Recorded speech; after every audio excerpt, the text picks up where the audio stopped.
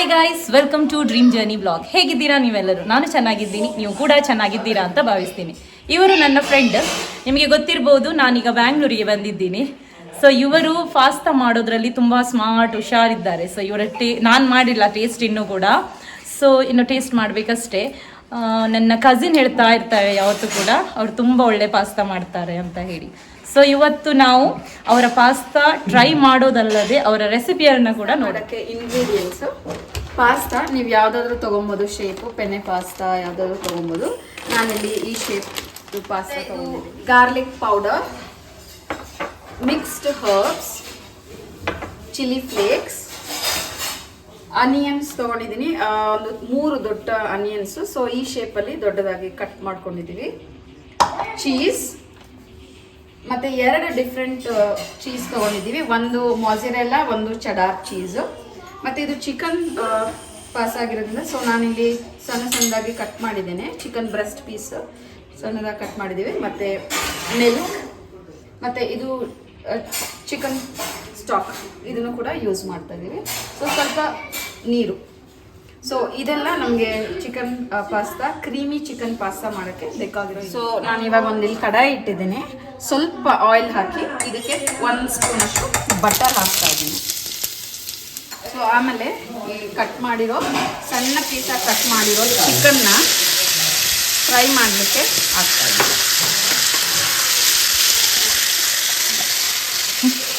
ಸ್ವಲ್ಪ ಸಾಲ್ಟ್ ಹಾಕ್ತಾ ಇದ್ದೀನಿ. ಮತ್ತು ಸ್ವಲ್ಪ ಪೆಪ್ಪರ್ ಪೌಡರ್.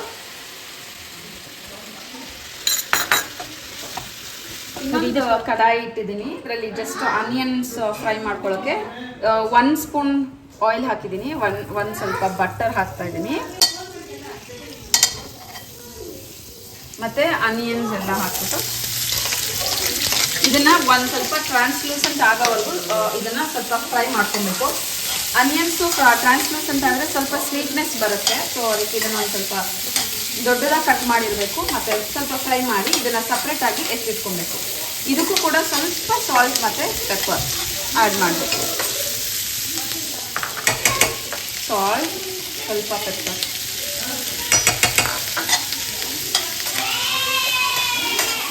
ಇದು ಒಂದು ದೊಡ್ಡ ಕಡಾಯಿ ಇಟ್ಟಿದ್ದೀವಿ. ಅದರಲ್ಲಿ ಡ್ರಿಂಕಿಂಗ್ ವಾಟರ್, ಸ್ವಲ್ಪ ಕುಡಿಯೋ ನೀರಿಗೆ ಇದು 1 kg ಪಾಸ್ತಾ ಹಾಕ್ತಾ ಇದ್ದೀವಿ. ಸೊ ಇದಕ್ಕೆ ಜಸ್ಟ್ 1-2 ಸ್ಪೂನ್ಸ್ ಆಯಿಲ್, ಯಾಕಂದರೆ ಅದು ಒಂದಕ್ಕೊಂದು ಅಂಟಬಾರ್ದು ಅಂಥೇಳಿ. ಮತ್ತು ಸ್ವಲ್ಪ ಸಾಲ್ಟ್,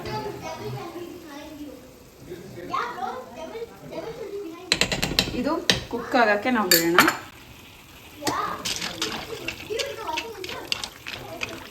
ಈಗ ನಾವು ವೈಟ್ ಸಾಸ್ ಮಾಡೋಣ. ಸೊ ಅದಕ್ಕೆ ಒಂದು ಕಡಾಯಿ ಇಟ್ಟು ಅದರಲ್ಲಿ ಸ್ವಲ್ಪ ಬಟರ್ ಹಾಕಿದ್ದೀನಿ. ಸ್ವಲ್ಪ ಬಟರ್ ಇದು ಮೆಲ್ಟ್ ಆಗ್ತಾ ಇದ್ದಂಗೆ ನಾವೊಂದು 2 ಸ್ಪೂನ್ ಅಷ್ಟು ಮೈದಾ, ಜಸ್ಟ್ 1-2 ಸ್ಪೂನ್ಸ್.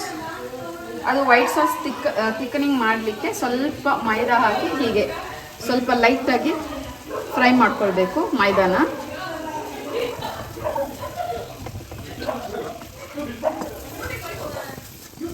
ಸ್ವಲ್ಪ ಅದು ಒಂಚೂರು ಬ್ರೌನ್ ಆಗ್ತಿದ್ದಂಗೆ ಇದಕ್ಕೆ ಮಿಲ್ಕ್ ಆ್ಯಡ್ ಮಾಡಬೇಕು. ಕೋಲ್ಡ್ ಮಿಲ್ಕ್ ಆ್ಯಡ್ ಮಾಡಿದ್ರೆ ಯಾವುದೇ ಕಾರಣಕ್ಕೂ ಅದು ಗಂಟು ಕಟ್ಟೋದಿಲ್ಲ. ತುಂಬ ಚೆನ್ನಾಗಿ ಮೆಲ್ಟ್ ಆಗಿ ಅದು ಸಾಸು ಚೆನ್ನಾಗಾಗುತ್ತೆ. ನೀವು ಬಿಸಿ ಇರೋ ಹಾಲನ್ನೇ ಹಾಕಿದ್ರೆ ಅದು ಗಂಟು ಕಟ್ಟಿಬಿಡುತ್ತೆ. ಸೊ ಇದು ಒಂದು ಟಿಪ್ಪು. ಪಾಸ್ತಾ ಮಾಡಬೇಕಾದ್ರೆ ಕೋಲ್ಡ್ ಹಾಲು ಹಾಕೋದ್ರಿಂದ ಅದು ಗಂಟು ಕಟ್ಟಲ್ಲ. ನಿಮಗೆ ಮೈದಾ ಬೇಡ, ಅದರಲ್ಲಿ ಗ್ಲೂಟನ್ ಇರುತ್ತೆ, ಮಕ್ಕಳಿಗೆ ಅದು ಒಳ್ಳೇದಲ್ಲ ಅನ್ನೋದಿದ್ರೆ ನೀವು ಜಸ್ಟು ಅಮೂಲ್ ಯಾವುದಾದ್ರೂ ಫ್ರೆಶ್ ಕ್ರೀಮ್ ಹಾಕಿಬಿಟ್ಟು ನೀವು ಮಾಡ್ಕೊಳ್ಬೋದು. ಆವಾಗಲೂ ಕೂಡ ತುಂಬ ಟೇಸ್ಟಿಯಾಗಿ ಚೆನ್ನಾಗಿ ಬರುತ್ತೆ. ಇವಾಗ ನಾನು ಹಾಲು ಹಾಕಿದ್ದೀನಿ. 1 ಲೀಟರ್ ಗುಡ್ ಲೈಫ್ ಹಾಲು ಯೂಸ್ ಮಾಡ್ತಾ ಇದ್ದೀನಿ. ಹಾಗೆ ಸ್ಟಿರ್ ಮಾಡ್ತಾ ಇರಬೇಕು. ಅದು ಯಾವುದೇ ಕಾರಣಕ್ಕೂ ಗಂಟು ಕಟ್ಕೊಳ್ಳಲ್ಲ, ಯಾಕಂದರೆ ಇದು ಫ್ರಿಜ್ನಲ್ಲಿ ಇಟ್ಟು ತೆಗ್ದಿರೋ ಹಾಲು. ಸೊ ಕೋಲ್ಡ್ ಹಾಲು ಆಗಿರೋದ್ರಿಂದ ಯಾವತ್ತೂ ಗಂಟು ಕಟ್ಟಲ್ಲ, ಕರೆಕ್ಟಾಗಿ ಕನ್ಸಿಸ್ಟೆನ್ಸಿ ಬರುತ್ತೆ. ಮೆಲ್ಟ್ ಆಗ್ತಾ ಇದೆ ಮೈದಾ. ಸೊ ಈ ಟೈಮಲ್ಲಿ ನಾವು ಸ್ವಲ್ಪ ಸಾಲ್ಟ್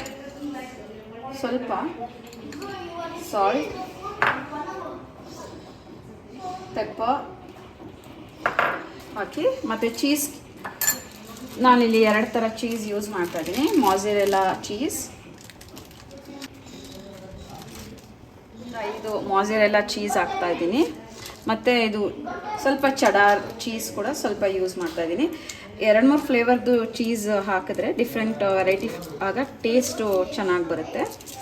ಜಸ್ಟ್ ಒನ್ ಕ್ಯೂಬ್ ನಾನು ಇದನ್ನು ಯೂಸ್ ಮಾಡ್ತಾ ಇದ್ದೀನಿ. ಸ್ವಲ್ಪ ಹೀಗೆ ಬಿಡಿಸಿ ಹಾಕಿ, ಅದು ಸ್ಲೋ ಆಗಿ ಮೆಲ್ಟ್ ಆಗುತ್ತೆ, ಹಾಗೆ ಬಿಡಬೇಕು, ಅದು ಮೆಲ್ಟ್ ಆಗುತ್ತೆ ಹೀಟಿಗೆ. ಇದರಲ್ಲಿ ಚೀಸ್ ಆ್ಯಡ್ ಮಾಡಾದ್ಮೇಲೆ ಸ್ವಲ್ಪ ಹಿಂಗೆ ಸ್ಟಿರ್ ಮಾಡ್ತಾ ಇರಬೇಕು. ಅದು ಹೀಟ್ಗೆ ನೀಟಾಗಿ ಮೆಲ್ಟ್ ಆಗಿ ಅದು ಕನ್ಸಿಸ್ಟೆನ್ಸಿ ಬರುತ್ತೆ. ಈವನ್ ಮೈದಾ ನಾವು ಫಸ್ಟ್ ಸ್ಟಿರ್ ಫ್ರೈ ಮಾಡಿದಾಗಲೂ ಆಗಲೂ ಮಿಲ್ಕ್ ಆ್ಯಡ್ ಮಾಡಿದಾಗಲೂ ಕೂಡ ಸ್ವಲ್ಪ ಹೀಗೆ ಸ್ಟಿರ್ ಮಾಡಿದ್ರೆ ಅದು ಕ್ಲೀನಾಗಿ ಕನ್ಸಿಸ್ಟೆನ್ಸಿ ಬರುತ್ತೆ, ಗಂಟು ಕಟ್ಕೊಳ್ಳೋದು ಸ್ವಲ್ಪ ಗಟ್ಟಿ ಆಗ್ತಾ ಬರ್ತದೆ. ಈ ಟೈಮಲ್ಲಿ ನಾನು 1 ಚಿಕನ್ ಸ್ಟಾಕ್ ಹಾಕ್ತಾ ಇದ್ದೀನಿ, ಅದು ಫ್ಲೇವರಿಗೆ. ಮತ್ತು ನೀವು ನೋಡ್ಬೋದು ಮಿಕ್ಸ್ಡ್ ಹರ್ಬ್ಸ್ ಸ್ವಲ್ಪ,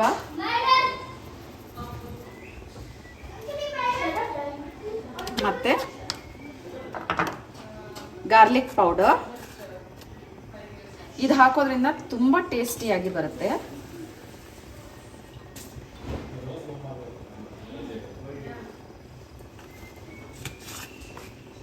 ಮತ್ತು ನಿಮ್ಗೆ ಎಷ್ಟು ಖಾರ ಬೇಕು ಅದ್ರ ತಕ್ಕಾಗೆ ಚಿಲ್ಲಿ ಫ್ಲೇಕ್ಸ್.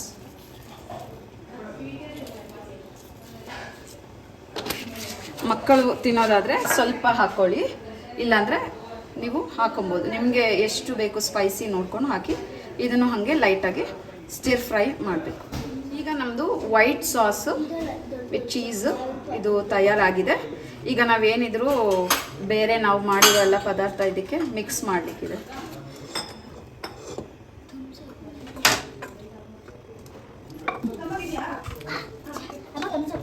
ಕೂಡ ನೀವು ಸ್ವಲ್ಪ ಫ್ರೈ ಮಾಡಿ.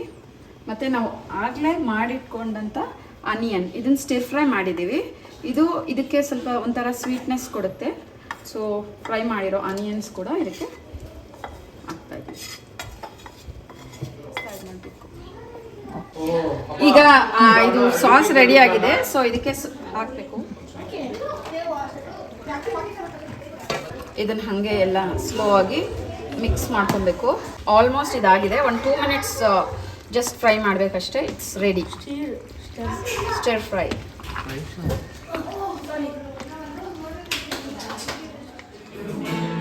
Pasta with white sauce is ready to serve.